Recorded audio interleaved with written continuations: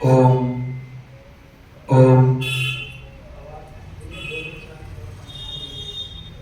ओम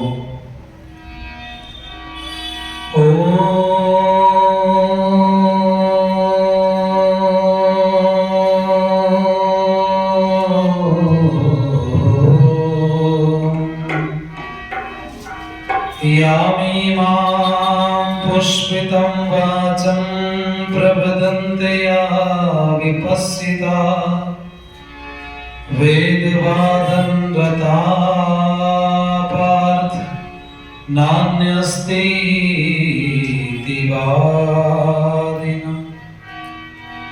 ये भटक समाज गया चारों ओर अंधियारा, पंडे और पुजारियों ने लूट लूट खाए थे।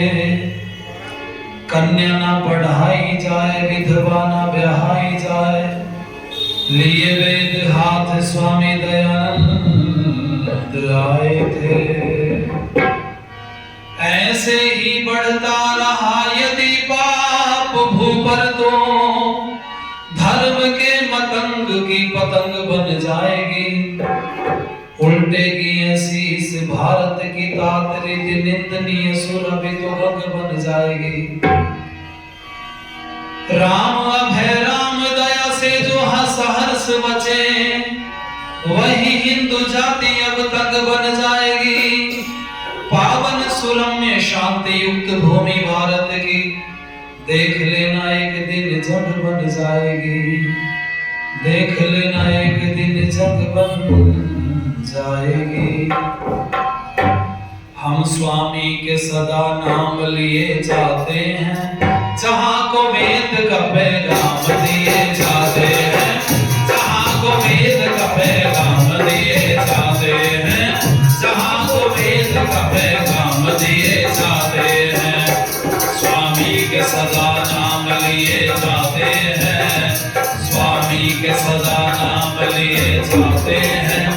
जहां को वेद का पैगाम दिए जाते हैं। जहां को वेद का पैगाम दिए जाते हैं। जहां को वेद का पैगाम दिए। चला घर छोड़कर अज्ञान से लड़ने को जानी। चला घर छोड़कर अज्ञान से लड़ने को जानी। परेशान थे पिता और माँ की भी आंखों में पानी। परेशान थे पिता और माँ की भी आंखों में पानी। नई नई जानने की नित नई मंजिल में पानी। नई नई जानने की नित नई मंजिल में। कभी मुड़कर नहीं देखी जन्मभूमि की निशानी। आज कुछ संत घर विश्राम किए जाते हैं। आज कुछ संत घर विश्राम किए जाते हैं। आज कुछ संत घर विश्राम किए जाते हैं। स्वामी के सदा नाम लिए जाते हैं। जहां को वेद का पैगाम दिए जाते हैं। जहां को वेद का पैगाम दिए जाते हैं। जहां को वेद का पैगाम दिए। मूल नक्षत्र में भी कोई मूल के जैसा न देखा। मूल नक्षत्र में भी कोई मूल के जैसा न देखा। अगर देखा दयानंद जैसा था वैसा न देखा। अगर देखा दयानंद जैसा था वैसा न देखा। धर्म और जाति पर इतना बड़ा सहला न देखा। धर्म और जाति पर इतना बड़ा सहला। चांद पर धब्बा देखा मगर उसके ऊपर कोई धब्बा न देखा। मगर कुछ सर फिर बदनाम किए जाते हैं। मगर कुछ सर फिर बदनाम किए जाते हैं। मगर कुछ सर फिर बदनाम किए जाते हैं। स्वामी के सदा नाम लिए जाते हैं। जहां को वेद का पैगाम दिए जाते हैं। जहां को वेद का पैगाम दिए जाते हैं। जहां को वेद का पैगाम दिए जाते हैं।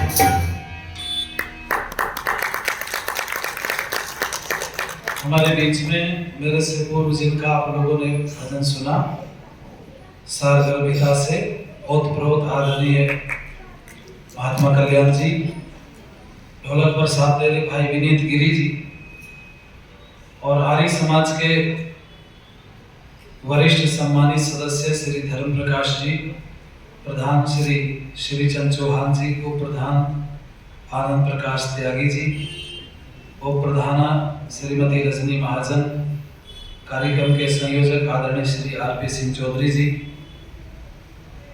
वरिष्ठ सम्मानित सदस्य श्री अनिल कुमार महाजन जी, मंत्री श्री अभिनव चौधरी जी, उप मंत्री सुबोध कुमार सैनी जी, उप मंत्राणी श्रीमती हर्षिता आर्य जी, वरिष्ठ सम्मानित सदस्य श्रीमती संतोष आर्य जी, श्री अरविंद कुमार शर्मा जी कोषाध्यक्ष, संयोजक भवन निर्माण अरुण कुमार महाजन जी, पुस्तकालय राजकुमार जी, आदरणीय राहुल कुमार जी और मेरे सम्मुख उपस्थित यहाँ देख रहा हूँ कुनकोरा से उपस्थित हुए आदरणीय श्री ऋषिपाल कसाना जी और हमारे बीच में हमारे पितृतुल्य आदरणीय श्री वीरेंद्र जी, अन्य यहाँ पर उपस्थित आर्य समाज के धर्माचार्य भाई दीपक जी, उनके सभी सहयोगी धर्माचार्य, उपस्थित धर्म प्रेमी सज्जन, पूजनी वंदनीय मातृशक्ति। जब हम इकट्ठे बैठते हैं तो भगवान की बड़ी कृपा होती है और उसमें बड़ी कृपा तब होती है जब हम किसी प्रसंग को लेकर के जीवन को सार्थक करने के लिए चर्चा करें। मैं पढ़ रहा था, मुझे पम्फलेट जब आपका मिला तो ये 3 विषय आपके तीनों सत्र के अलग अलग हैं। वर्तमान काल में महर्षि दयानंद सरस्वती के सिद्धांतों की प्रासंगिकता, इस विषय को मैं प्रयास करूं आपके बीच में रखने का, क्योंकि मेरे को 2 जिम्मेवारी दी है। आप मुझे भजन भी सुनाने हैं और इस विषय से संबंधित सुनाने हैं, तो आप लोग थोड़ा सा सहयोग देंगे, ध्यान देंगे तो मुझे लगता है मैं प्रयास करूंगा कि आपकी समझ में पूरी बात आ जाए। ऋषि दयानंद सरस्वती जी को लेकर के मैंने एक लेख पढ़ा बहुत वर्ष पहले, वो इंग्लिश में पुस्तक थी। स्वामी दयानंद सरस्वती जी के विषय में जो महापुरुषों ने लेख लिखे उसके अंदर थी। चंडीगढ़ में कोई लगभग 13-14 वर्ष पुरानी बात है, किसी कार्यक्रम में गया तो किसी व्यक्ति ने मुझे पकड़ा है। उस पुस्तक में मैंने पढ़ा, सूर्यकांत त्रिपाठी निराला ने स्वामी दयानंद के विषय में एक लेख लिखा था। उनसे पूछा कि तुम दयानंद का सम्मान क्यों करते हो, तो सूर्यकांत त्रिपाठी निराला ने स्वामी दयानंद की विशेषताएं गिनवाई। वो कहते हैं स्वामी दयानंद ब्रह्मचारी था, मैं इसलिए उसका सम्मान नहीं करता। स्वामी दयानंद ने स्त्री को पैर की जूती से सर का ताज बनाया, मैं इसलिए भी दयानंद का सम्मान नहीं करता। उस दयानंद ने गुलाम भारत को आजाद कराया, मैं इसलिए भी दयानंद का सम्मान नहीं करता। उस दयानंद सरस्वती ने गुजराती होते हुए हिंदी का प्रचार प्रसार किया, इसलिए भी दयानंद का सम्मान नहीं करता। उस दयानंद सरस्वती ने पाखंड पर कुठाराघात किया, मैं इसलिए भी दयानंद का सम्मान नहीं करता। उस दयानंद सरस्वती ने नीचे वाले दबे कुचले लोगों को ऊपर वाली उनकी व्यवस्थाओं को कुचल करके वर्ण व्यवस्था जैसी चीजों को हमारे बीच में प्रचारित करने का प्रयास किया, इसलिए भी दयानंद का सम्मान नहीं करता। सारी चीजें गिनवाने के बाद सूर्यकांत त्रिपाठी निराला कहते हैं, तुम्हें लगता हो मैं दयानंद का सम्मान इसलिए करता हूं, मैं इसलिए दयानंद का सम्मान नहीं करता। तो लोगों ने पूछा फिर क्यों करते हो, तो उन्होंने कहा ये कोई बड़ी बात नहीं है। पाखंड पर कुठाराघात दयानंद से पहले बहुत लोगों ने किया और मैंने इस चीज को पढ़ा है। आप अगर संत रविदास को पढ़ेंगे तो आपको आश्चर्य होगा, भाषा बदली हो सकती है। एक तरफ आप सत्यार्थ प्रकाश पढ़ो, एक तरफ रविदास रामायण पढ़ो। जो प्रसंग रविदास जी ने रामायण के अंदर अपने उठाए हैं वो दयानंद सरस्वती के सत्यार्थ प्रकाश से बिल्कुल मिलते हुए हैं। मेरा एक लेक्चर है, लाखों लोगों ने देखा, क्योंकि 2-3 चैनल हमारे बंद हो चुके ऑलरेडी कोरोना काल से पहले, तो उसमें लाखों लोग के पास एक प्रवचन मेरा गया था और लेक्चर ये था कि दयानंद के पास जो तर्क आया कहां से। लोग कहते गुरु बिरजानंद जी से आया, पर गुरु बिरजानंद जी के पास भी तो कहीं से आया होगा। भाई आप लोगों को अगर आर्य समाज की बात ना बताई जाती तो क्या आप आर्य समाज ही हो सकते थे? कोई मतलब ही नहीं था। तो कोई बात, कोई बीज हमारे पास तक पहुंचा है तो बीज को किसी ने सुरक्षित रखा होगा, और वो सुरक्षित रखने वाले कौन लोग थे? तो आपको आश्चर्य होगा, स्वामी दयानंद से पहले बिरजानंद, उनसे पहले ओमानंद, पूर्णानंद, संपूर्णानंद, ये कड़ी मिलती है पढ़ने के लिए जब हम पढ़ते हैं। पर इनसे भी पीछे अगर आप जाते हैं 15वीं शताब्दी के अंदर एक संत हुआ जिसको संत रविदास बोलते हैं। स्वामी दयानंद सरस्वती भी जन्मना जायते शूद्रः कर्मद्विज उच्यते, ऐसे करके उन्होंने इस बात का समर्थन किया और आप रविदास जी को पढ़ो। रविदास जी कहते हैं ऊंचे कुल के कारणे ब्राह्मण कोई ना होए, जो जाने ब्रह्म आत्मा सोई ब्राह्मण होए। बोलो एक ही बात है कि अलग है? स्वामी दयानंद सरस्वती जी की सारी बातों को बहुत पहले से उस बीज को सुरक्षित रखा। तो सूर्यकांत त्रिपाठी निराला कहते हैं सब काम तो दुनिया के बहुत लोगों ने किए, जो दयानंद ने ये वाले किए। महिलाओं के लिए भी आवाज चाहे दबी दबी उठी पर उठी, पर एक काम दयानंद का सबसे अलग है। बोले क्या? तो उन्होंने प्रश्न पूछा मुसलमानों का मजहबी किताब क्या है? तो उन्होंने कहा कुरान शरीफ। बोले ईसाइयों का? बोले होली बाइबल। तो बोले अगर बाइबल को हटा दिया जाए तो बोले क्रिश्चियनिटी समाप्त हो जाएगी। बोला अगर कुरान को हटा दिया जाए तो इस्लाम समाप्त हो जाएगा। तो उन्होंने पूछा अब तुम बताओ तुम्हारा धार्मिक पुस्तक क्या है? तो लोगों ने कहा हमारा धार्मिक पुस्तक है वेद। तो उन्होंने कहा अगर वेद हट गया तो? बोले वैदिक, हिंदू, सनातन जितने भी अपने आप को बोलते हैं ना, ये सब समाप्त हो जाएंगे। तो सूर्यकांत त्रिपाठी निराला ने एक मोटा हेडिंग डाल करके लिखा, चूंकि दयानंद ने वेदों की प्रतिष्ठा के लिए अपनी प्रतिष्ठा दांव पर लगा दी और वेदों को बचा लिया, वेद बचे तो वैदिक बचा, वैदिक बचे तो हम बचे, इसलिए दयानंद का सबसे बड़ा काम यह है कि उसने वेद को बचाया। और मैं आप सबसे कहूंगा ये काम स्वामी दयानंद का सबसे भिन्न है। अगर वेद बचा तो ये बहुत सारी चीजें आज संसार के अंदर जो चल रही है ना, चाहे वो आविष्कार हो, आपने देखा होगा सोमनाथ जी ने जो इसरो के अध्यक्ष थे उन्होंने पिछले दिनों क्या व्याख्या की, उन्होंने कहा अगर वेद नहीं होते तो हम भी संभव नहीं था कि चांद पर हम लोग पहुंच सकते। कितनी बातों को मैं आज आपके बीच में रख सकता हूं, पर समय के रहते मैं आपके प्रश्न को जरूर छेड़ने का प्रयास करूंगा कि आप जुड़िएगा कि आज प्रासंगिकता क्या, आवश्यकता क्या है दयानंद सरस्वती की आज इस माहौल में। ये लाइनें सुनिए आप लोगों को अच्छा लगेगा। बुजुर्गों का गौरव अरे लुटा जा रहा है, उठो सोते सोते बहुत देर गुजरी, संभलने के दिन है संभलना पड़ेगा, वक्त खोते खोते बहुत देर गुजरी, बुजुर्गों का लुटा जा रहा है, सोते सोते बहुत देर गुजरी, सोते सोते बहुत दिन बजाई कन्हैया की बंशी, बहुत दिन बजाई कन्हैया की बंशी, मगर अब सुदर्शन उठाना पड़ेगा, शिव जी के डमरू वे बम बम को छोड़ो, त्रिशूल कर में सजाना पड़ेगा, लगा करके डुबकी, लगा करके डुबकी, लगा करके डुबकी, बहुत गंगा जल में पाप धोते धोते बहुत देर गुजरी, संभलने के दिन है संभलना पड़ेगा, वक्त खोते खोते बहुत देर गुजरी, बुजुर्गों का गौरव लुटा जा रहा है, वो सोते सोते बहुत देर गुजरी, वो सोते सोते विदेशी विधर्मी लगे ताक में है, विदेशी विधर्मी लगे ताक में है, मिटाने को बैठे ये हस्ती तुम्हारी, प्रबल संगठन की अब तो जरूरत बढ़े आ रहे हैं आक्रमणकारी, घृणा द्वेष भेद भाव, घृणा द्वेष भेद भाव, घृणा द्वेष भेद भाव, और आलस में बीच बोते बोते बहुत देर गुजरी, संभलने के दिन है संभलना पड़ेगा, वक्त खोते खोते बहुत देर गुजरी, वक्त खोते खोते बहुत देर गुजरी, सोते सोते बहुत देर। इसलिए सावधान किया, उस समय के प्रसंग को देखो, दयानंद ने क्या काम किया, क्या उन चीजों का समाधान हो चुका है। तो मैं 3 चीजें आपके बीच में रखूं, 3 विषय, उनको सुनो ध्यान से। स्वामी दयानंद सरस्वती के सामने 3 कार्य बड़े अनैतिक हो रहे थे बड़ी तेजी से। एक तो ये था कि 144 लोग उस समय पर रोज धर्म परिवर्तन करते थे जब 17-18 करोड़ भारत की जनसंख्या थी, और 234 किताबें हमारे महापुरुषों के खिलाफ लिखी जा चुकी थी।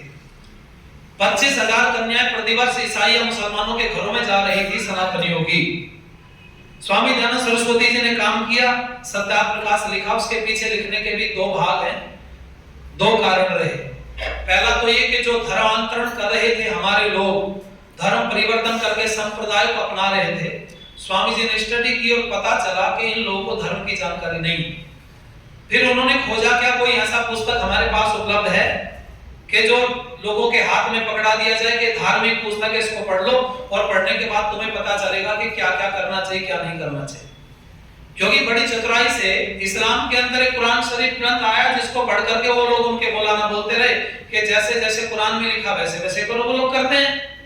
ईसाइयों की बाइबल में जो जो लिखा है, उनके पॉप वगैरह जो होते हैं पादरी, वो सब बोलते हैं कि जो बाइबल में लिखा वैसे वैसे करो। अब हमारा वाला कैसे करे? समस्या ये है, चलो यहाँ आर्य समाज में बैठे एक रूपता है, आप बाहर निकलो तो जो पंडित जी के हाथ अगर आप लग गए पौराणिक के, तो भगवान ही मालिक है फिर आपका। क्या क्या करना है, कैसे करना, क्या परिस्थिति, फिर उसके हाथ में सब सत्ता चलती है। कितना बहकाया जाएगा। मैं एक उदाहरण आपको दूं। आज दोपहर को मैं भोजन करके लेट गया कमर सीधी करने के लिए, तो मैंने मोबाइल पे देखा तो एक अनिरुद्धाचार्य जी का आजकल एक जेल में उन्होंने कथा की, जेल वाली वायरल हो रही है। एक स्त्री ने अपने पति को मार दिया काट के, वो जेल काट रही, वहां 9 साल की जेल उसको हुई, छोटे छोटे बच्चे छोड़ के आ। उसने कहा गुरुजी मेरा प्रश्न यह है, क्या इसी जन्म में मोक्ष हो सकता है किसी व्यक्ति का? तो उसने कहा क्यों नहीं हो सकता? तो उसने कहा उसके लिए क्या करना पड़ेगा? तो उसने कहा कि कृष्ण भगवान की शरण में चले जाओ, और जब उनकी शरण में चले आओगे तो वो तुम्हें माफ कर देगा। मतलब गुरुजी मंच पर बैठ करके ये भेद नहीं कर पा रहे कि मनुष्य में परमात्मा में अंतर है। तो मनुष्य के पैर पकड़ लोगे वो तो तुम्हें माफ कर सकता है, लेकिन परमात्मा ने तो पैर ही नहीं बनाए, कहीं कहां जाके पकड़ोगे? कहीं पैर नहीं उसके, कहीं सर नहीं है। कुछ लोग कहते तिलक लगा दो भगवान के माथे पर सब ठीक हो जाएगा। मैं कहना चाहूंगा समस्या जो कि क्यों उस समय पर इससे भी ज्यादा विशाल खड़ी थी। दयानंद सरस्वती जी ने सत्याप्रकाश के 10 समोल्लास लिखे। पहले क्या है? सनातन धर्म जिसको हम लोग कह रहे हैं, वैदिक धर्म, उसकी मान्यता है। फिर बाद के जो 4 समोल्लास थे वो उनको आईना दिखाया जो हमारे खिलाफ लेख नहीं उठा करके कुछ भी लिख देते थे। आपने पढ़ा होगा सीता का छिनाला, कृष्ण तेरी गीता जलानी पड़ेगी, कितने ग्रंथ लिखे गए। मैंने बहुत सारे पुस्तकों को पढ़ा। एक समय मेरे जीवन का ऐसा मैंने बहुत किताबें इकट्ठी की, तो मुझे लगता है कि 2-2.5 हजार अभी मेरे पास हो सकता है पुस्तक इकट्ठी हो। भरा पड़ा है कांड, वो पीछे से निकलेगी, पढ़ते रहे तो वो रखी रही ऐसे संभाल संभाल के देखते हैं, दोबारा से उनको मौका मिलता है तो रिवीजन हो जाता है एक बार। मैंने प्रयास किया वो पढ़ने का। आपको क्या लगता है कि जो स्थिति आज सनातन धर्म में देखी है, ये भी देखने के लिए नहीं मिलती? या तो मस्जिदों में नमाज पढ़ रहे होते लोग, या चर्चों में प्रार्थना कर रहे होते। स्थिति इतनी खराब थी, और महात्मा गांधी ने तो बोल दिया था ये जो दलित हैं इनको बांट लिया जाए, कुछ को मुसलमान बना दो, कुछ को ईसाई बना दो। क्यों? कि हिंदू इनके ऊपर बड़े अत्याचार करते हैं, हिंदुओं के अत्याचार से बच जाएंगे। पर गांधी जी ने कभी इस्लाम पर क्रिश्चियनिटी पर स्ट्रेटजी नहीं की। मैंने की, मैं आपको बता रहा हूं, वहां जो निचले वर्ग का व्यक्ति वो आज भी निचला ही है। मैंने कश्मीर में देखा पिछले दिनों, 2-2.5 साल से वहां काम कर रहे हैं, तो मुस्लिम गुजरों के बीच में जाते हैं। एक व्यक्ति के पास हम मिलने गए मुस्लिम गुजर से, तो मैंने उससे पूछा, मैंने कहा यार मैंने तुम्हारा पता पूछ लिया टेलर से। तो उस टेलर ने कहा कि जी ऐसे से आगे एक चौक आएगा, वहां से आप राइट हैंड हो जाना। तो मैंने टेलर को बोल दिया आप भी गुजर हो क्या? बस इतना बोलना था, वो तो भड़क गया। इतना भड़का मैं तुम्हें गुजर दिखाई देता हूं। मैंने कहा फिर तुम क्या हो? तो उसने कहा कि मीर साहब है। मैंने कहा मीर साहब कौन होते? बोले बड़े लोग होते हैं जैसे तुम।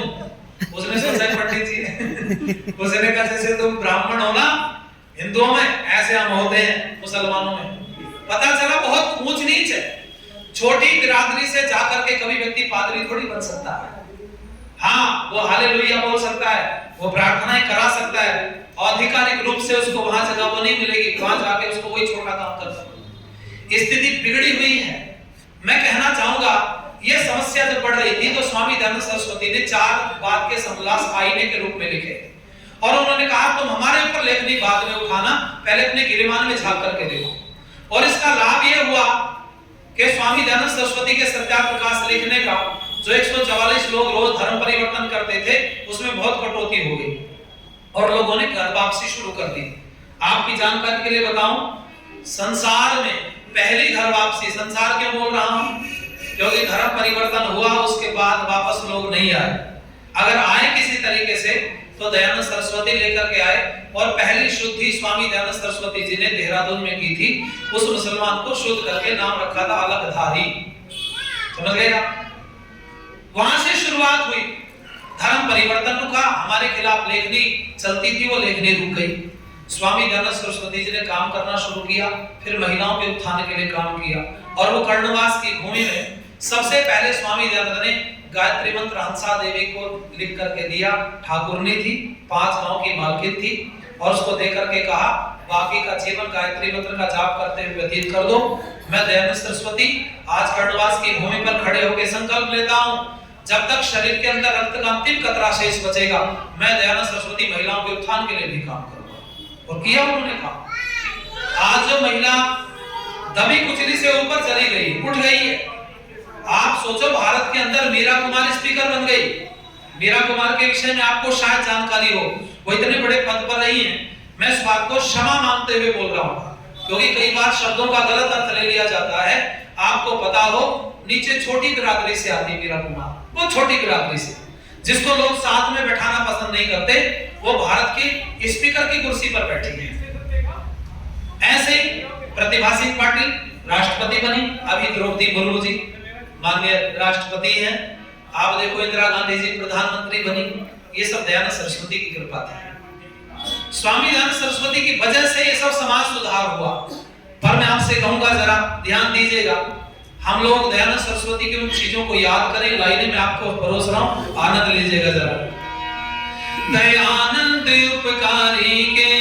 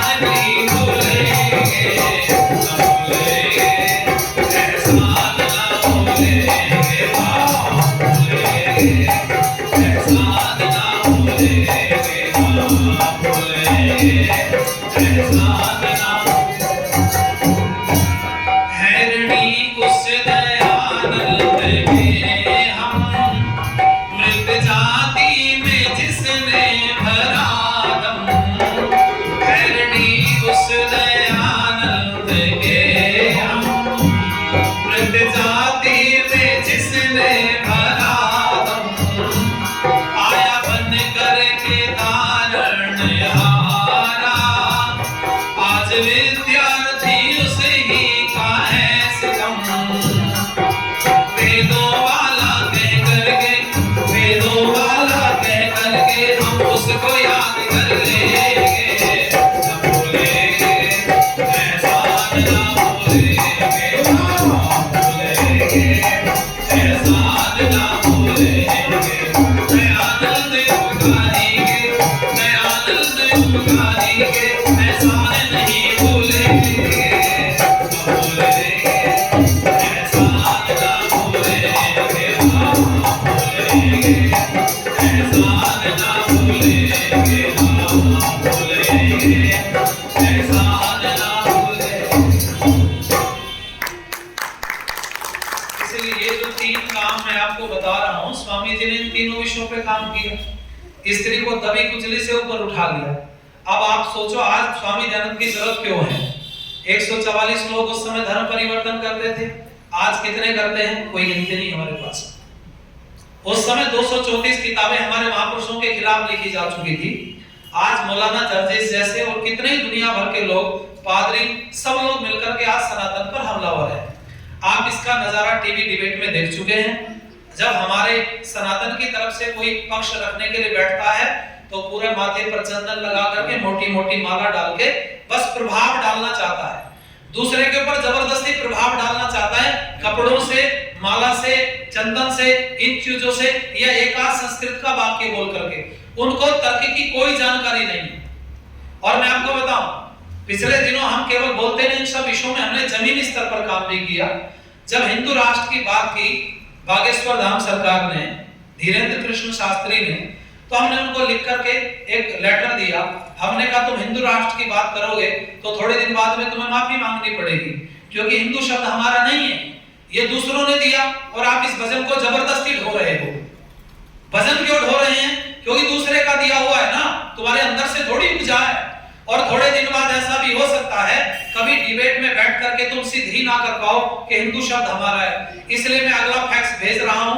उस फैक्स में हमने हेडलाइन करके मोटी मोटी और कुछ पत्रक निकाल करके, जिसमें सत्यार्थ प्रकाश और सारी चीजों के उदाहरण दे करके हमने कहा अगर तुम हिंदू राष्ट्र की बात करते हो तो ठीक है, चलो अब हिंदू शब्द को कैसे छोड़ो, क्योंकि लाखों फॉलोअर पड़े हुए हैं, पर एक हमारे कहने से वैदिक शब्द को इसके साथ जोड़ लीजिए, तुम्हारी कटती गर्दन बच जाएगी। जिस दिन शास्त्रार्थ होगा तो कहते ना हिंदू प्रचलन थे था, इसलिए मैंने हिंदू जोड़ लिया। वैसे हम हिंदू नहीं, हम तो वैदिक हैं। और उसके बाद में बागेश्वर के शब्दों में परिवर्तन आया।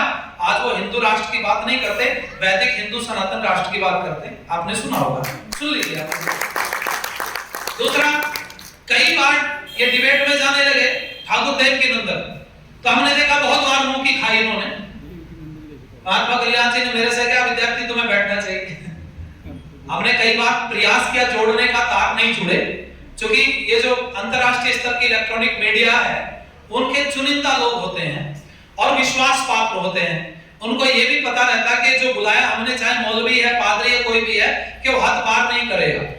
उनको एक व्यवस्था दी जाती है। तो हमने उसके लिए दूसरा माध्यम ढूंढा।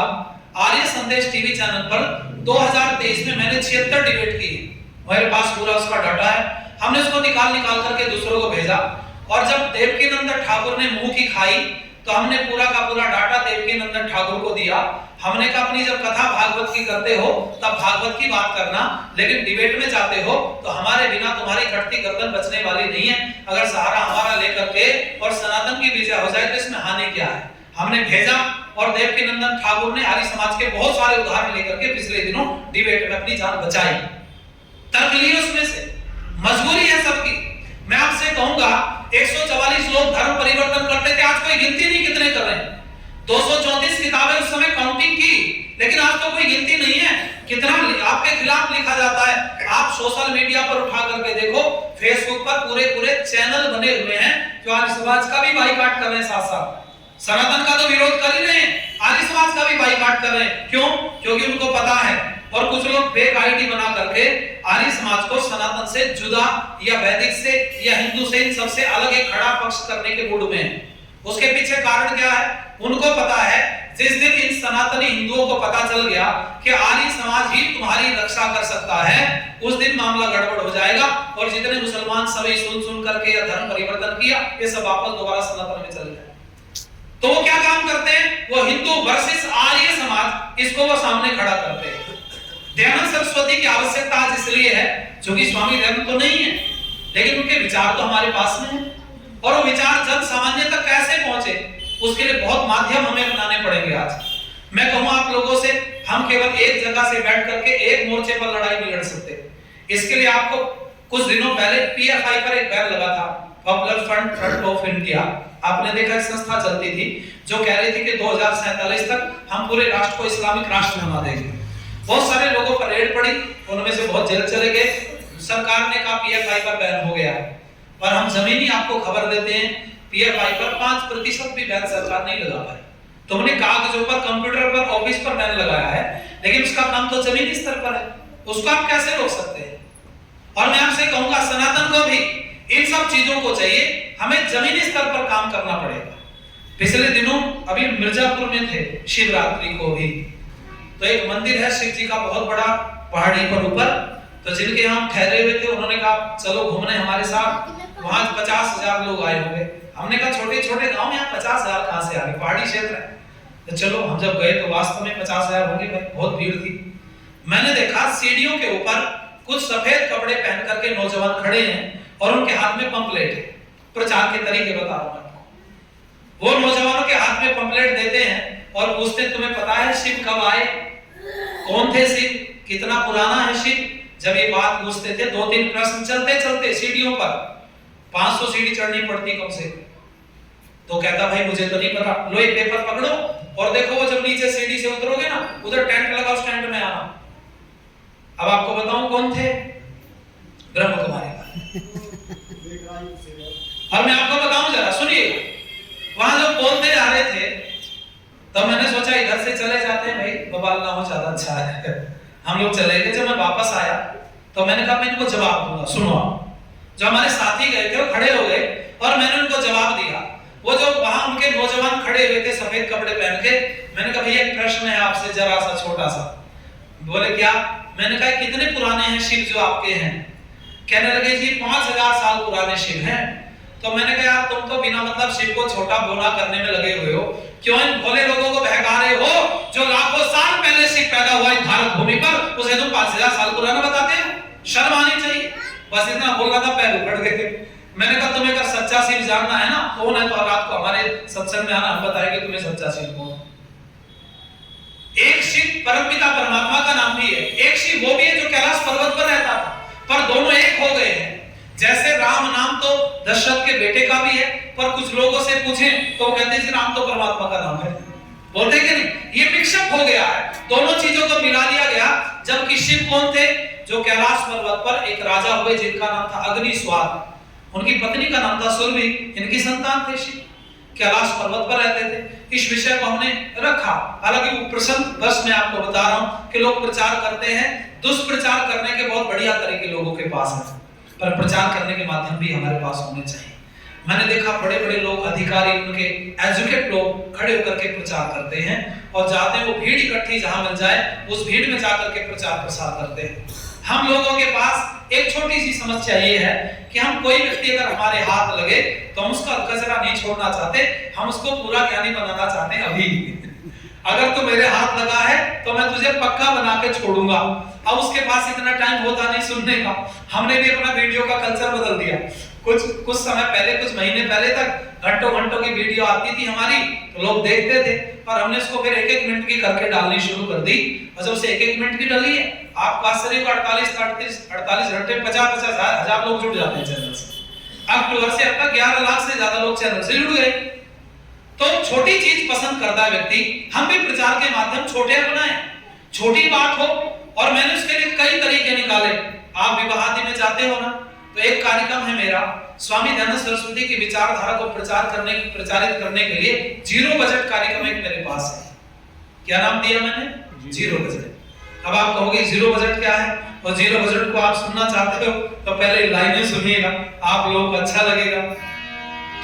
आज सब अरमान धूमिल हो गए, समझा था कि हम भी काबिल, समझा था कि हम भी काबिल हो गए। आज सब अरमान धूमिल हो गए, आज सब अरमान धूमिल हो गए, आज सब अरमान धूमिल हो गए। समझा था कि हम भी काबिल, समझा था कि हम भी काबिल हो गए। आज सब अरमान धूमिल हो गए, आज सब अरमान धूमिल हो गए, आज सब अरमान धूमिल। असली चेहरों को छुपा कर फरिश्तों में, असली चेहरों को छुपा कर फरिश्तों में, असली चेहरों को छुपा कर फरिश्तों में, असली चेहरों को छुपा कर फरिश्तों में, आज कुछ शैतान शामिल हो गए, आज कुछ शैतान शामिल हो गए, आज कुछ शैतान शामिल। लाखों में दो चार भी ढूंढो अगर, लाखों में दो चार भी ढूंढो अगर, लाखों में दो चार भी ढूंढो अगर, लाखों में दो चार भी ढूंढो अगर, मिलने अब इंसान मुश्किल हो गए, मिलने अब इंसान मुश्किल हो गए, मिलने अब इंसान मुश्किल। गैरों से शिकवे गिले हम क्या करें, गैरों से शिकवे गिले हम क्या करें, गैरों से शिकवे गिले हम क्या करें। अब नहीं नादान कातिल हो गए, अब नहीं नादान कातिल हो गए। समझा था कि हम भी काबिल हो गए, आज सब अरमान धूमिल हो गए, आज सब अरमान धूमिल हो गए, आज सब अरमान धूमिल हो गए। तीसरा विषय मैं आपको बता रहा था महिला सुधार का, उत्थान का। स्वामी जी ने उत्थान किया महिलाओं का, खूब उत्थान हुआ। मैंने एक काल आपको गिनवा दिया, महिला उत्थान होकर के इस भारत के सर्वोच्च शिखर पर बैठी। लेकिन अब क्या है, अब उत्थान इतना ज्यादा हो गया है, अब हाथ जोड़ के बैठाना पड़ रहा है, नीचे आओ थोड़ा। क्यों जी? यही तो प्रयास है। आज तभी कुचले नहीं स्त्री। अच्छा, स्त्रियों पर अत्याचार हो रहे हैं या पुरुषों पर भी हो रहे हैं? बोल नहीं रहे आप। मतलब समस्या ने केवल रूप परिवर्तित किया, खड़ी तो है ना समस्या। मैं कहूं आपसे, इसका भी समाधान स्वामी दयानंद जी ने दिया। उन्होंने कहा घर का क्लेश अगर खत्म करना है तो संस्कार विधि पढ़ाओ। और आपको बताऊं, रंग रूप का कभी मिलान मत करो, लंबाई का मत करो, क्वालिफिकेशन का मत कीजिएगा, उम्र का मत कीजिएगा। अगर मिलान करना है तो गुणों का कर लो, गुणों का मिलान हो गया तो सारी समस्या समाप्त हो जाएगी। और स्वामी दयानंद सरस्वती ने बड़ा बल इस चीज पर दिया। उन सब चीजों को आज प्रचारित करने की आवश्यकता है। वो जीरो बजट कार्यक्रम हमारे क्या हो सकते हैं, ये सुनिएगा। इतना बड़ा पेपर 1 रुपए में बन जाता है, केवल 1 रुपए में तैयार होता है इतना बड़ा पेपर। आप और अच्छे से बनाओगे इसको तो 5 रुपए में हो जाएगा, और बढ़िया से बनाओगे तो 10 रुपए में हो जाएगा। बहुत सुंदर सीनरी लेकर के, और उसके नीचे 5-7 बातें केवल आर्य समाज की आप लिखिएगा। अगर आप देवता का शब्द का अर्थ जानना चाहते हो, या देवता लिख दीजिए, उसके आगे डैश डैश लिख दो, जो जीवन देता है वो देवता होता है। कुछ 5-7 चीजें अच्छी लिखिए, उसके ऊपर कोई सीनरी आदि कुछ इस तरह का बना करके लोगों को दे दो। और मैं कहूं, जब आप विवाह आदि में जाते हो तो मैंने पौराणिकों को प्रचार करते देखा। आपको बताऊं, बिजनौर में बहुत वर्षों तक झगड़ा चलता रहा। 2 सभाएं चलती थी आर्य समाज की, आर्य प्रतिनिधि सभा की। हम लोगों ने इंटरफेयर किया, और 2017 में वहां से फिर हम लोग कूदे बीच में। हमने दोनों पक्ष पकड़ के बैठा लिया, ऐसे चादर बिछी थी। मैंने कहा भाई एक क्यों नहीं होते हो? तो उन्होंने कहा ये हमें काम नहीं करने देते। हमने पूछा तुम क्यों नहीं होते? उन्होंने कहा ये हमें काम नहीं करने देते। मैंने कहा ठीक है भाई। मैंने पेंसिल ले ली और डायरी ले ली। मैंने कहा अपना काम गिनवाओ, जो जो तुम्हारा काम इन्होंने नहीं होने दिया हो मुझे बताओ। कहने लगे जी कुछ भी नहीं हो। मैंने कहा बताओ ना तुम कर क्या रहे थे, जो तुम काम करना चाहते थे और इन्होंने रोका, वो बताओ मुझे तुम। पता चला दोनों खाली काम ही नहीं, झगड़ा तो इसी बात का, काम होता तो झगड़ा थोड़ी होता। मैंने कहा सुनो हमारा फरमान चलेगा, एक सभा रहेगी, 2 साल जवाबदेही रहेगी, अगर काम नहीं कर पाया व्यक्ति इस्तीफा देगा, नहीं तो अगली बार हर मीटिंग में आकर के बताना पड़ेगा पिछले महीने मैंने क्या किया।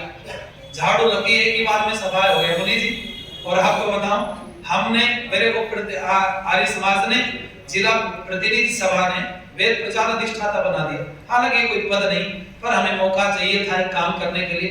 हमने बिजनौर के 96 गांव में प्रचार किया, जहां समाज नहीं पहुंचा, और उसके लिए हमने बहुत, आप सोच नहीं सकते, न्यून से न्यून खर्च में हम लोगों ने कार्यक्रम किए। 2-3 बजट मेरे पास है। एक तो है दीवार लेखन कार्य, आप दीवार लेखन कार्य कर सकते हैं, आपके पास युवा होते हैं, विद्वान होते हैं, बहुत लोग होते हैं, आप जाओ ना अच्छे से किसी गली कहीं मोहल्ले में और पूरी दीवार मत पोतो किसी की, एक छोटी सी लाइन लिख करके दीवार पर चले आओ और जब नीचे एक नंबर डाल दीजिए, वो नंबर ऐसा हो जिस पर हर समय कोई भी फोन करे, बात करे और वो बोले कि भाई आप आर्य समाज में ही बात करिए हमसे। हमारे पास कोई ऐसा साधन हो। दूसरा मैं आपको बताऊं, आप पम्पलेट सब पा करके लोगों में बांटिए। मैंने पुराणिकों को काम करते देखा, वो भीड़ लगी है, विवाह में लोग आए और उसने कुर्सी डाल ली और बैठ गया गुरुजी का चेला, और जब कोई आया तो उसको कह रहा भाई आओ बैठो, और फिर बोलना शुरू कर दिया, हम तो बहुत गरीब थे, हमारी बेटी का तो विवाह नहीं हो रहा था, हमारे घर तो खाने के दाने नहीं थे, मकान भी हमारा कच्चा था। लोग कहते हैं भाई फिर क्या हुआ, कहने लगे हमने गुरुजी का गुरु मंत्र ले लिया, सब ठीक हो गया। आप बताओ उस भीड़ में जो 5-7 आदमी बैठे या 20 बैठे थे, उनमें से एक आध उसकी तरफ रुझान होगा या नहीं, बोलो भाई। आपकी तरह आदि समाजी थोड़ी है वो जो बैठे सुन रहे हैं वो आदि समाजी नहीं है, वो आसानी से फंस जाते हैं जाल में। और उसने इतनी बात बोली तो कोई ना कोई उसके जाल में फंसेगा, और जब फंस जाएगा तो 0 बजट कार्यक्रम सफल हुआ कि नहीं, बोलो। अरे जवानी तो हिलाई उसने। क्या हमारे वाले लोग कहीं भीड़ में जाकर के इस बात को बोलते हैं? जब से मैंने हवन करना शुरू किया है मेरे बारे न्यारे हो गए। अगर आप इस बात को लाल लोगों के बीच में जाकर के बोलते तो मुझे ऐसा लगता है लोग निश्चित रूप से आपके पीछे लगते। ये संसार पीछे लगू है, और मैंने बहुत लोगों को पीछे लगते देखा। आप उन्नति करो, किसी को मत बताओ मैंने उन्नति की कैसे की, लोग तुम्हारे पीछे पड़ करके तुम्हारा रास्ता अपने आप अपना लेंगे। हम लोगों को बुलाते हैं, बोलते हैं ना, तो उनको ऐसा लगता है मुझे टारगेट किया जा रहा है। मैं आप लोगों से कहूंगा ध्यान दीजिएगा, लेखन कार्य हो, सोशल मीडिया के माध्यम से बैठ करके छोटी छोटी बातें प्रचारित की जाए, बहुत बड़े स्तर पर प्रचार ना किया जाए। सिद्धांतों का प्रचार आर्य समाज की 4 दीवारी के अंदर हो, पर जन सामान्य के लिए तो छोटी छोटी कोटेशंस होनी चाहिए जो पढ़ करके एक ही बार में व्यक्ति का जीवन परिवर्तित। और हुआ भी ऐसा ही।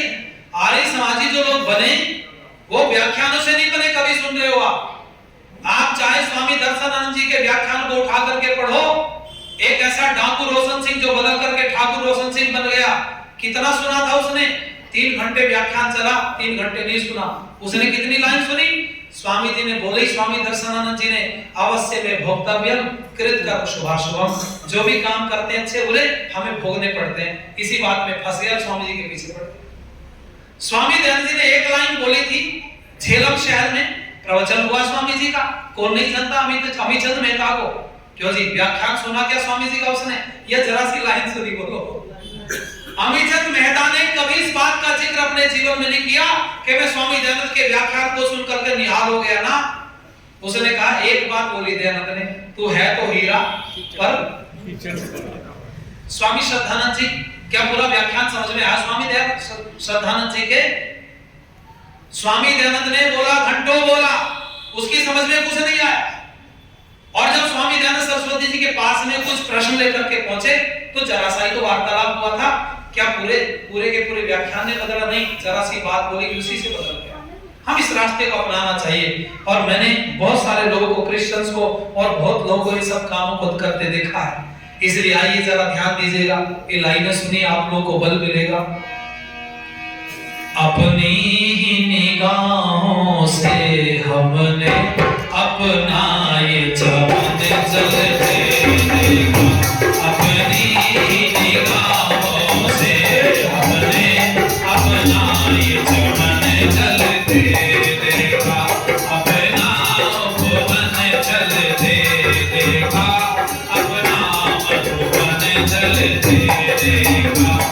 अपनी निगाहों से हमने अपना ये चमन जलते। खामोश रहे कुछ कह न सके दौलत के दीवानों से। खामोश रहे कुछ कह न सके दौलत के दीवानों से। दुल्हन की भीगी पलकों से, दुल्हन की भीगी पलकों से दुल्हन का बदन जलते रहेगा। अपनी निगाहों से हमने अपना ये चमन। बस्तियां जलाने वालों को कोई दोष न दे तो अच्छा है। बस्तियां जलाने वालों को कोई दोष न दे तो अच्छा है। घर के ही चिरागों से हमने, घर के ही चिरागों से हमने ये घर आंगन जलते रहेगा। अपनी निगाहों से हमने अपना ये चमन जलते रहेगा। अपना पवन जलते रहेगा, अपना मधुबन। तुमने तो रईसों की लाशें फूलों से लदी देखी होंगी। तुमने तो रईसों की लाशें फूलों से लदी देखी होंगी। बेमोल ने अपनी आँखों से, बेमोल ने अपनी आँखों से लाशों को लगन जलते रहेगा। अपनी निगाहों से हमने अपना ये चमन जलते रहेगा। अपना पवन जलते रहेगा, अपना मधुबन जलते। आज स्वामी विवेकानंद को जन सामान्य तक पहुंचाने के लिए कुछ रास्तों की आवश्यकता है। चूंकि स्थिति जो की त्यों 10 बनी हुई है, समस्या बढ़ करके आई है, घट के नहीं आई। भारत का राजा बैठ करके चंदन माथे पर लगा करके एक लोटा शिवलिंग पर जल चढ़ा देता है, तो भारत के लाखों युवा फिर कांवड़ लेने हरिद्वार से जाते हैं और उस शिवलिंग पर जल चढ़ाते हैं। काश वो राजा बैठ करके सुबह शाम की 16-16 आहुतियां दे करके छोटे से हवन कुंड में आहुति दे के बोल देता, ऐसे आहुति देना हमारी पुरानी संस्कृति है। रामचंद्र जी ने यही काम किया था। जो राम और कृष्ण के भक्त बनना चाहते हो तो ये काम करो। बोलो लाखों लोग लग सकते थे कि नहीं बोलो। पर जो समस्या है, पाखंड है, बड़ी तेजी से बढ़ करके हमारे सामने आ रहा। और हम क्या है, हम दूसरों का तो विरोध कर सकते हैं पर अपनों का विरोध बोलो नहीं कर सकते। वो लोग कहते हैं ना, कुल्हाड़ी से पूछा कि तू, कुल्हाड़ी से पूछा कि भाई तू हमें काट रही है, तुझे कितने पेड़ तूने काट दिए? तो कुल्हाड़ी ने कहा भाई मैं थोड़ी काट रही। बोले मेरे पीछे तो कोई और है जिसने पीठ में दसा रखा है लकड़ी का, ये तुम्हारी बिरादरी का है जो पीछे बैठा हुआ कटवा रहा है। तो हम हमारे वाले लोगों का विरोध नहीं कर सकते तो क्या करें? फिर समझा सकते हैं। कैसे समझा सकते हैं? एक नया तरीका आपको बता रहा हूं समझाने का, आप भी सुन लीजिए। लोग कहते हैं आर्य समाज मूर्ति पूजा का खंडन करता है। ठीक है भाई, हमने तुम्हारी बात मान ली, पर मुझे एक बात बताओ, लोगों से पूछो कि जो मूर्तियां हैं इसको बनाया किसने? गणेश चतुर्दशी आती है, दुर्गा पूजा आता है, उस समय पर अरबों खरबों रुपए की मूर्तियां बनती हैं। प्रश्न पूछो भाई मूर्तियों को किसने बनाया? तो लोग कहते हैं आर्य समाजियों ने बनाया कि दूसरों ने? बोले दूसरों ने बनाया। ठीक है भाई, इन मूर्तियों को खरीद के कौन लाए? आर्य समाजी या दूसरे? दूसरे लेकर के आए। अच्छा, 9 दिन तक पूजा आर्य समाजियों ने की, मूर्तियों की या दूसरों ने? बोलो जी। दूसरों ने की ना। अच्छा, 10वें दिन ले जाकर के विसर्जन के नाम पर नदी नाले तालाब जोड़ गटर में फेंक दिया। आर्य समाजियों ने? दूसरों ने? बोलो दूसरों ने। अब सुनो जरा, न्याय देखो दुनिया का। मूर्ति बनाई दूसरों ने, खरीद के लाए दूसरे, पूजा दूसरों ने, और नदी नाले तालाब जोड़ गटर में फेंक दी दूसरों ने, और दोष किस पे लगा दिया? बोलो आर्य समाज हम तो इस बीच में है ही नहीं कहीं। भाई हमने तो ये काम किया ही नहीं है। अच्छा एक बात बताओ, खरीद करके पूछ करके तोड़ना ज्यादा अच्छा है या खरीदी ही ना जाए तो ज्यादा अच्छा? बोलो जरा। तो उनको बोलना भैया हम ये पाप नहीं कर सकते, हम तो वो वाले हैं जहां तुम बाद में आते हो। पहले लाए, खरीदा, पूजा, फिर फेंक के खाली हाथ ही तो आए, तो हम तो पहले खाली हाथ खड़े तुम्हारे साथ में। कम से कम पाप से तो बच गए। वो लोग कहें तो उनको उत्तर दो, जितना खरबों रुपया तुम मूर्ति बनवाने में खर्च कराते हो, अगर तुम खरीदनी बंद कर दोगे तो कमर किसकी टूटेगी? सनातनियों की नहीं टूटेगी, कमर टूटेगी आतंकवाद की। मूर्तियां बना कौन रहा है? आप सोचो तो सही, वही सारे लोग बैठ करके मूर्तियां बनाते हैं और हमारे वाले खरीद करके लाते हैं। मैं कहूं आप लोगों से, हमारे भाइयों को समझाओ, ना हम मूर्ति बनाते, ना खरीदते, ना तोड़ते। ये तो तुम इस काम को करते हो, इसका तुम्हें पाप लग रहा है, इसलिए धर्म घट रहा है। अगर तुम इस पाप को पुण्य में बदलना चाहते हो तो हमारे पास एक योजना है, जो अरबों खरबों रुपए की तुम मूर्तियां खरीद करके लाते हो, उन मूर्तियों को खरीदना बंद करो, बल्कि उन्हीं त्योहारों पर अपने धर्म के गरीब लोगों के बीच में जाकर के त्योहार मनाना शुरू कर दो। धर्म परिवर्तन हो जाएगा। पर गरीबों में जाते कहां हैं? हमने कई वर्षों से एक चीज निकाली है, हमने एक तरीका निकाला। होली और दिवाली आती है, हम अपने घर में नहीं मनाते। अभी भी 25 तारीख को हमारे यहाँ काफी भीड़ होती है। मुझे लगता है 5-7 गांव से जो सम्मानित लोग हैं वो हमारे यहाँ आते घेर में, और वो फोन आने शुरू हो गए कि 25 तारीख को कितने बजे हवन होगा। जब रंग खेला जाता है तो ठीक 7 बजे हवन शुरू हो जाएगा, 9 बजे प्रोग्राम खत्म हो जाएगा। मुश्किल से मुश्किल 35 मिनट हवन चलता है, बहुत ज्यादा लंबा नहीं खींचते हम।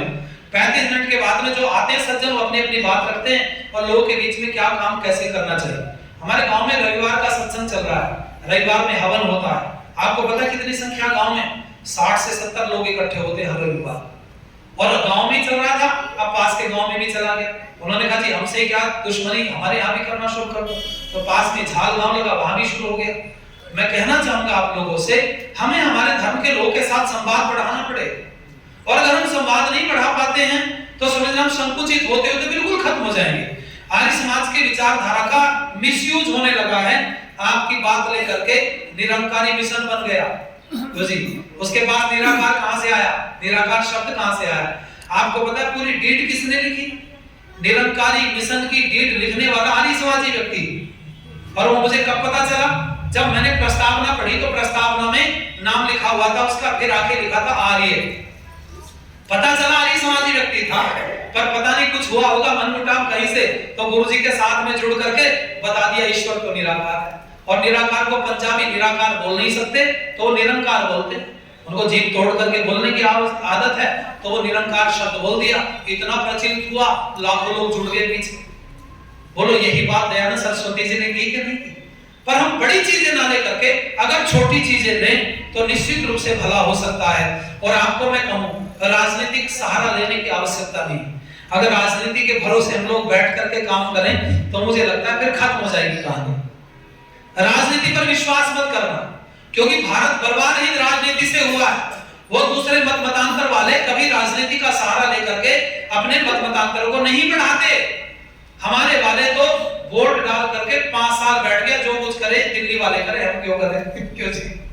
गड़बड़ होता है। सुनो ये लाइनें आपको बता रहा हूं। सत्ता में एक के बाद एक आते चले गए, इस देश को कंगाल बनाते चले गए, इस देश को कंगाल बनाते चले गए।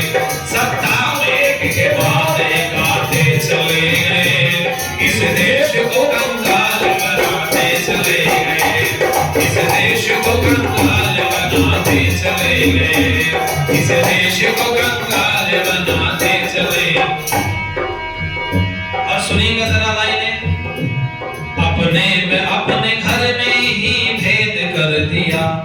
ये लाइन आप पूरी करना समझे, ठीक है? थोड़ी देर के लिए कभी बच जाओ, आधा मिनट के लिए।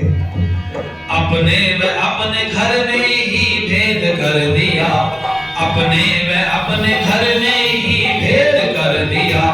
जिस थाली में खाया, ठीक है?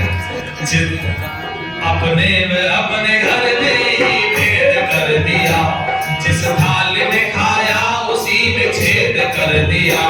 एक दूसरे पे दोष लगाते चले गए, इस देश को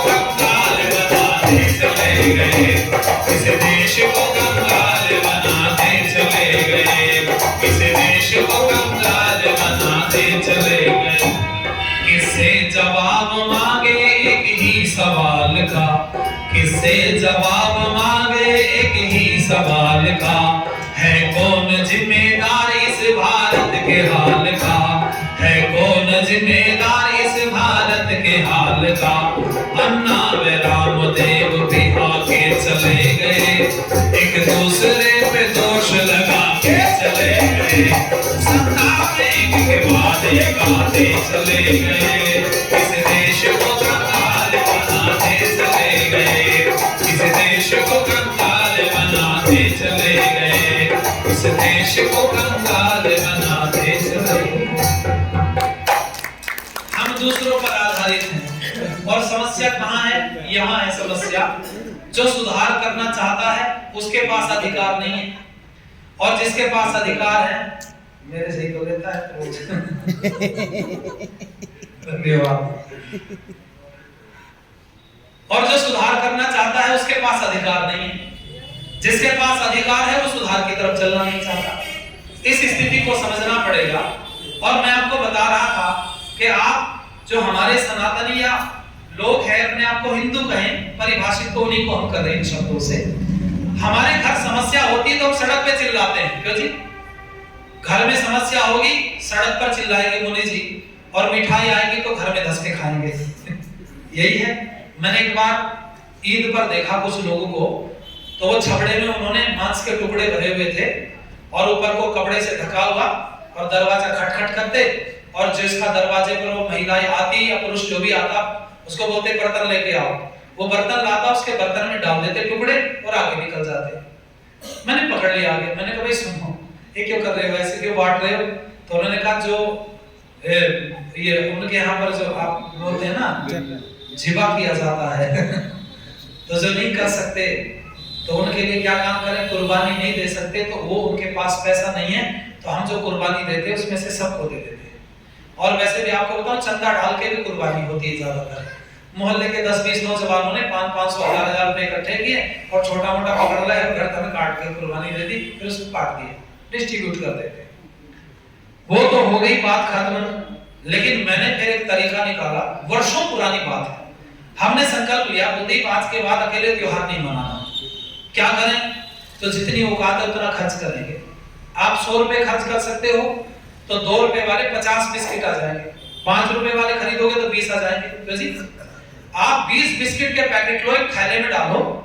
आप बहुत खर्च नहीं कर सकते तो जहां गरीब बस्तियां ना, मलिन बस्तियां हमारे धर्म के लोगों की, जो ईसाई बन रहे हैं रोज, जो मुसलमान बन रहे हैं, त्योहार के दिन उनके घर पर जाओ, उनकी चारपाई पर बैठो वहीं और बच्चों को बांटो, और वहां हाथ जोड़ के कहो हम तुम्हारे लिए परमात्मा से प्रार्थना करेंगे कि तुम साल भर सुखी रहो, अगले त्योहार फिर तुम्हारे साथ मनाएंगे, और गायत्री मंत्र पढ़ लो या ईश्वर स्तुति के मंत्र बोल दो। कुछ बोलकर उनको लगे ये व्यक्ति हमारे पास आया, निस्वार्थ आया, न इसको वोट चाहिए, न नोट चाहिए, न हमारी किसी ताकत की जरूरत है, बस ये इसलिए हमारे पास में आया कि हम इसके धर्म के व्यक्ति हैं। अगर आप ये सफेद बढ़िया चमकीले कपड़े पहन के उनके घर चले जाओगे तो मैं गारंटी लेता हूं जिसके पास आप चले गए ना, 1 साल तुम्हारा इंतजार करेगा, धर्म परिवर्तन नहीं करेगा, कम से कम 1 साल इंतजार करेगा।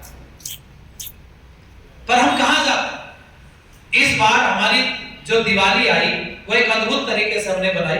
जो सोशल मीडिया पर लोग मेरे से जुड़े उनको सब पता चलता रहता है। हम 8 गांव में गाड़ी लेके घूमे, आप सोच सकते हो। जहां जहां हमारे मिलने वाले थे हमने वो सोन पापड़ी के 2-4 डब्बे बड़े बड़े रख लिए 5-5 किलो की गाड़ी में, और मैं मेरा एक स्टूडेंट था, अनुज विद्यार्थी, दोनों निकल गए और गाड़ी रोकते थे। वो वीडियो बनाया, जानबूझ के वीडियो बनाई, लाइव हुए।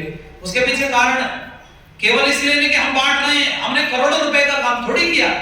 हम इसलिए नहीं मिठाई बांट रहे कि हम वीडियो में जाएंगे लोग हमारी प्रशंसा करेंगे, नहीं, हम इसलिए वीडियो बना रहे हैं उसको देख करके आप जैसे और सब लोग उससे प्रेरणा लेकर के इसी तरह से काम करना शुरू करें।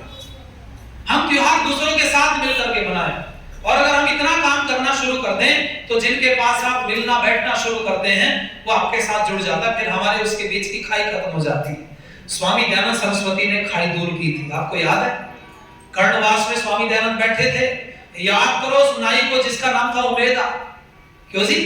उमेदा नाई आया, हाथ जोड़ के खड़ा रहा, स्वामी जी ने कहा अंदर आओ। कहने लगा स्वामी जी मैं छोटा व्यक्ति हूँ। स्वामी जी ने कहा लंबाई तो खूब है तुम्हारी। बोला नहीं, छोटी बिरादरी का हूँ। स्वामी जी ने कहा क्यों, आंख नाक हाथ पैर दूसरों के ज्यादा है? बोले नहीं, बराबर ही है।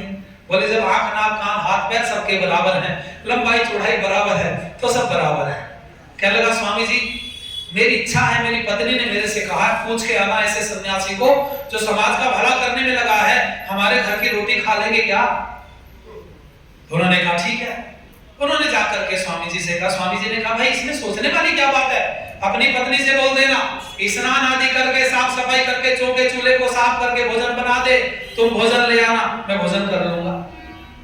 लेके आए उम्मीद अगले दिन। आपने घटना बहुत बार सुनी होगी, झोपड़ी के बाहर खड़ा रहा बेचारा, यूं रोटी कपड़े में लपेट कर लाया था, ऐसे यूं हाथ में लिए हुए। स्वामी जी ने कहा अंदर चले आओ। आ गया। बाकी वालों से कहा मैं पराश्रित हूं, भोजन मेरा दूसरों के घरों से आता है, इसलिए आपको तो भोजन के लिए मैं क्यों कर कह सकता हूं, मेरा भोजन दूसरे के घर से आया है, आप भी अगर अपना भोजन लाए हो या व्यवस्था हो तो कर लीजिए, मेरा भोजन का समय हो गया, मैं भोजन कर लेता हूं। जब रोटियां खोली तो बड़े बड़े तिलकधारी बैठे थे, किसी के सर पर मोटी शिखा थी, कोई चमकीले वस्त्र पहन के बैठा था, किसी के हाथ में तलवार थी, बड़े बड़े लोग थे, कोई राजा था, कोई पंडित था, कोई विद्वान था। एक व्यक्ति बैठा बैठा प्रेशर बना रहा था, समझ लेना, हिम्मत कर रहा था बोलने की, पर बोला नहीं जा रहा था। जब स्वामी जी ने रोटी उठाई, टुकड़ा तोड़ा, कहने लगा स्वामी जी देखते नहीं रोटी नाई की रोटी है। स्वामी जी ने रोटी पकड़ के कहा नहीं नहीं गेहूं के आटे की है, नाई की नहीं गेहूं के आटे की रोटी है। स्वामी जी ने व्याख्यान दिया। स्वामी जी ने कहा नाई की रोटी बोलते हो? बोले हाँ। क्यों? ये छोटे लोग हैं। स्वामी जी ने कहा छोटे लोग हैं? बोले हाँ। अच्छा एक बात बताओ पानी पीते हो? बोले हाँ। घड़ा कौन बनाता है? पंडित जी के घर से आओगे बन के? बोला नहीं नहीं घड़ा तो छोटे लोग बनाते हैं। स्वामी जी ने कहा फिर जिस कुएं से तुम पानी निकालते हो वो कुआं किसने बनाया, बड़े लोग ने कि छोटे ने? जी छोटे ने। वो डोर किसने बनाई? बोले छोटे ने। बोले घर में जो बर्तन बनते हैं, जो बर्तन प्रयोग करते हो किसने बनाए? बोले छोटे आदमी ने। स्वामी जी ने कहा कपड़े पहने बैठे हो तुम? बोले हाँ। ये किसने बनाए? बोले छोटे ने। अच्छा अन्न खाते हो, अन्न कहां से आता? बोले खेत से। बोले खेत में किसने उगाया? बोले छोटे आदमी ने। स्वामी जी ने कहा खेत में अन्न उगाए छोटा आदमी, काट के लाए छोटा, फटक के लाए छोटा, धुल के लाए छोटा, पानी लाए छोटा, कुआं बनाए छोटा, बर्तन बनाए छोटा, रस्सी बनाए छोटा, और तुम पी करके खा करके केवल गंदगी करने वाले दुनिया में बड़े कैसे पैदा हो गए? बोलो तुमने खाया गंदगी की, क्योंकि इससे ज्यादा तो कुछ नहीं किया, खाया गंदगी कर दी, उस गंदगी को भी साफ किसने किया? छोटे आदमी। तो तू गंदगी करने वाला बड़ा होता है, सफाई करने वाला। स्वामी जी ने व्याख्यान दिया, सब मौन हो गए। मैं आप सबसे निवेदन करना चाहूंगा, सुनिएगा जरा ध्यान से। ऋषि दयानंद सरस्वती जी ने जमीनी स्तर पर काम किया। आज उन सब कार्यों को पुनः लोग के बीच में गिनवाने की और काम करने की आवश्यकता है। हमारे बीच में हमारे बहुत पुराने मित्र, बहुत सारे लोग ऐसे जिनसे हमारी खूब घुटती है, और इसलिए नहीं घुटती कि वो और हम आर्य समाजी हैं, इसलिए भी नहीं घुटती है कि हम और उनको एक मंच मिलता है, बल्कि इसलिए हमारी और उनकी घुटती है क्योंकि जो विचार, जो आग हमारे अंदर लगी है, वही विचार और वही आग आचार्य शिव पूजन जी के अंदर लगी है। हमारी धर्म को लेकर के, संस्कृति, राष्ट्र को लेकर बहुत बार फोन पर चर्चा होती रहती है। हालांकि कार्यक्रमों में मिलना कम होता है, लेकिन वो उपस्थित हो रहे हैं। आइए बस लाइन में कुछ कह करके मैं विराम दूंगा, फिर आचार्य जी को आप लोग सुनेंगे। हमको कांटों के बदले, ये भजन मैंने उस समय लिखा था जब मैं आर्य समाजी हुआ था नया नया, और स्वामी दयानंद के जीवन चरित्र को पढ़कर के हम लोग इस तरफ आए। हमको कांटों के बदले फूलों के हार देव दयानंद का रहेगा रणीय संसार। ओ देव दयानंद का रहेगा रणीय संसार। हमको कांटों के बदले, हमको कांटों के बदले फूलों के हार देव दयानंद का रहेगा रणीय संसार। रहेगा रणीय संसार। रहेगा रणीय संसार। देव दयानंद ने स्वयं जहर पीकर हमको तो अमृत पिलाया। हो देव दयानंद ने स्वयं जहर पीकर हमको तो अमृत अमृत पिलाया। खा खा कर बैंगन सूखे, खा खा कर बैंगन सूखे, किया सबको प्यार देव दयानंद का। रहेगा ये संसार, रहेगा सत्य के प्रचार में, धर्म के व्यवहार में कई परेशानियां थी झेली हो। सत्य के प्रचार में, धर्म के व्यवहार में कई परेशानियां थी झेली। अंत समय तक किया, अंत समय तक किया सत्य का प्रचार देव दयानंद का। रहेगा ये संसार, रहेगा ये संसार, रहेगा ये संसार। देव दयानंद की प्रेरणा से हमने सत्य का प्रचार है अपनाया हो। देव दयानंद की प्रेरणा से हमने सत्य का प्रचार है अपनाया। मिलकर विद्यार्थी उसके, मिलकर विद्यार्थी उसके गाओ उपकार देव दयानंद का। रहेगा ये संसार, हमको कांटों के बदले, हमको कांटों के बदले फूलों के हार देव दयानंद का। रहेगा ये संसार, रहेगा ये संसार, रहेगा ये संसार।